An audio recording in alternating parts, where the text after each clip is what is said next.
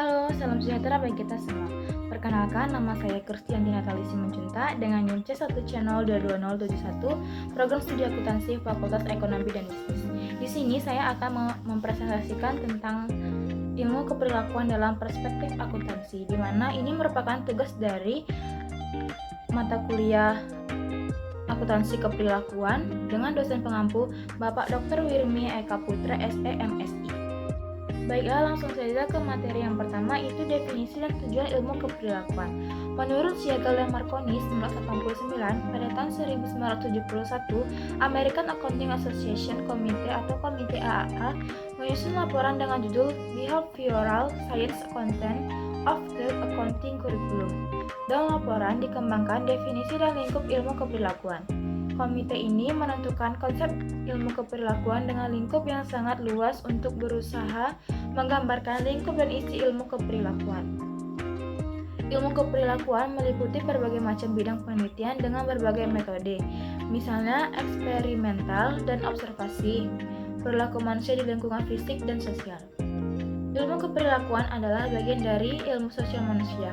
Ilmu sosial meliputi disiplin ilmu antropologi, ekonomi, sejarah, politik, psikologi, dan sosiologi. Ilmu keperilakuan meliputi psikologi dan sosiologi, aspek ekonomi keperilakuan dan ilmu pengetahuan politik, serta aspek antropologi keperilakuan. Tujuan ilmu keperilakuan adalah untuk memahami, menjelaskan, dan memprediksi perilaku manusia untuk menyusun generalisasi mengenai perilaku manusia yang didukung oleh bukti empiris yang dikumpulkan dengan cara-cara objektif atau impersonal yang bersifat terbuka sepenuhnya untuk ditelaah, direplikasi, dan mampu diverifikasi secara ilmiah oleh pihak lain yang berkepentingan. Jadi, ilmu keperilakuan menunjukkan observasi-observasi sistematis perilaku manusia untuk tujuan mengkonfirmasi secara eksperimental hipotesis-hipotesis tertentu dengan referensi untuk mengobservasi perubahan-perubahan dalam perilaku. Selanjutnya, definisi dan tujuan dari akuntansi keperilakuan. Akuntansi keperilakuan merupakan bagian dari disiplin ilmu akuntansi yang mengkaji hubungan antara perilaku manusia dengan sistem akuntansi, serta dimensi keperilakuan dari organisasi di mana manusia dan sistem akuntansi itu berada dan diakui keberadaannya. Akuntan keperilakuan fokus terhadap hubungan antara perilaku manusia dan sistem akuntansi yang ada. Mereka sadar bahwa proses akuntansi melibatkan ringkasan dari kejadian ekonomi dalam jumlah besar yang merupakan akibat dari perilaku manusia, dan pengukuran akuntansi juga mempengaruhi perilaku. Oleh karena itu, kita dapat berkata bahwa pada esensinya akuntansi merupakan proses keperilakuan. Akuntansi keperilakuan dengan mempertimbangkan hubungan antara perilaku manusia dan sistem akuntansi mencerminkan dimensi sosial dan budaya manusia dalam suatu organisasi. Secara umum, lingkup dari akuntansi keperilakuan dapat dibagi menjadi 3 bidang besar. Yang pertama, pengaruh perilaku manusia berdasarkan desain, konstruksi, dan penggunaan sistem akuntansi. Yang kedua, pengaruh sistem akuntansi terhadap perilaku manusia. Dan yang ketiga atau yang terakhir, metode untuk memprediksi dan strategi untuk mengubah perilaku manusia. Kemudian ada aspek keperilakuan pada akuntansi. Memahami aspek-aspek perilaku ini dapat memberikan wawasan berharga untuk meningkatkan kinerja dan mencapai tujuan strategis. Yang pertama, akuntansi merupakan tentang manusia. Para akuntan secara berkelanjutan membuat beberapa asumsi mengenai bagaimana mereka membuat orang termotivasi, bagaimana mereka menginterpretasikan dan menggunakan informasi akuntansi, dan bagaimana sistem akuntansi mereka sesuai dengan kenyataan manusia dan mempengaruhi organisasi. Jika akuntan berhubungan dengan efektivitas dan prosedur perusahaan secara luas, maka mereka juga selayaknya memonitor ketepatan asumsi yang bersifat kontradiktif terhadap apa yang mereka lihat dalam realitas perusahaan. Kemudian yang kedua, akuntansi merupakan tindakan. Dalam berorganisasi, semua anggota harus mempunyai peran yang harus dimainkan dalam mencapai tujuan organisasi. Peran itu tergantung pada seberapa besar tanggung jawab dan rasa tanggung jawab anggota tersebut terhadap pencapaian tujuan organisasi. Pencapaian tujuan dalam bentuk kuantitatif juga merupakan salah satu bentuk tanggung jawab anggota organisasi dalam memenuhi keinginan untuk mencapai tujuan dan sasaran organisasi. Lewat akuntansi, berbagai realisasi dalam anggaran dapat diwujudkan dan secara terus-menerus berdampak pada pola tindakan individu yang ada dalam organisasi tersebut. Kemudian ada dimensi untuk akuntansi keperilakuan. Akuntansi biasanya hanya terpusat pada pelaporan informasi keuangan.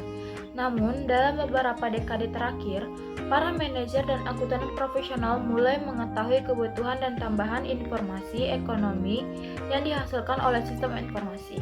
Oleh karena itu, informasi ekonomi dapat ditambah dengan tidak hanya melaporkan data-data keuangan saja, tetapi juga menambah data-data non-keuangan yang terkait dengan proses pengambilan keputusan ekonomi perusahaan.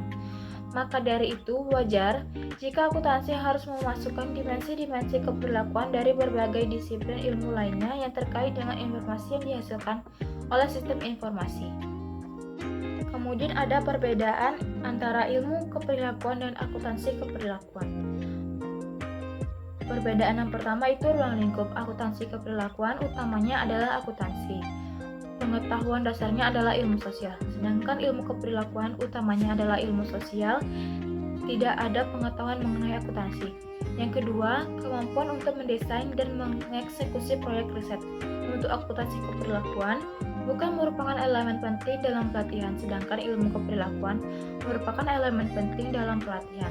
Yang ketiga, pengetahuan dan pemahaman dari kinerja organisasi bisnis secara umum dan sistem akuntansi secara khusus. Akuntansi keperilakuan merupakan hal utama dalam pelatihan, sedangkan ilmu keperilakuan bukan merupakan elemen penting dalam pelatihan. Yang keempat, orientasi. Untuk akuntansi keperilakuan itu profesional, sedangkan ilmu keperilakuan itu keilmuan. Yang kelima, pendekatan masalah. Untuk akuntansi keperilakuan itu pendekatannya pendekatan praktik, sedangkan ilmu keperilakuan teoritis dan praktikal. Untuk fungsinya, akuntansi keperilakuan melayani klien, memberi saran-saran kepada manajemen, sedangkan ilmu keperilakuan kemajuan ilmu dan penyelesaian masalah. Dan yang terakhir, ketertarikan terhadap ilmu keperilakuan. Akuntansi keperilakuannya terbatas pada bidang yang berhubungan dengan akuntansi, sedangkan ilmu keperilakuan terbatas pada subdisiplin yang luas dari ilmu keperilakuan. Kemudian yang terakhir, perspektif berdasarkan perilaku manusia, psikologi, sosiologi, dan psikologi sosial. Terdapat 3 kontributor utama dalam ilmu keperilakuan, yaitu psikologi, sosiologi, dan psikologi sosial. Semuanya itu dapat digunakan untuk menjelaskan perilaku manusia, tetapi berbeda dalam sudut pandang terhadap kondisi manusia. Psikologi biasanya berhubungan dengan bagaimana manusia berperilaku. Fokusnya adalah pada tindakan manusia sebagai respon terhadap lingkungannya. Penekanannya adalah pada manusia sebagai sebuah organisme. Sementara itu, sosiologi dan psikologi sosial di lain pihak fokus terhadap perilaku kelompok atau grup atau sosial. Penekanannya adalah pada interaksi antar manusia, bukan pada stimulus fisik. Perilaku adalah interaksi sosial, pengaruh sosial dan grup yang dinamis.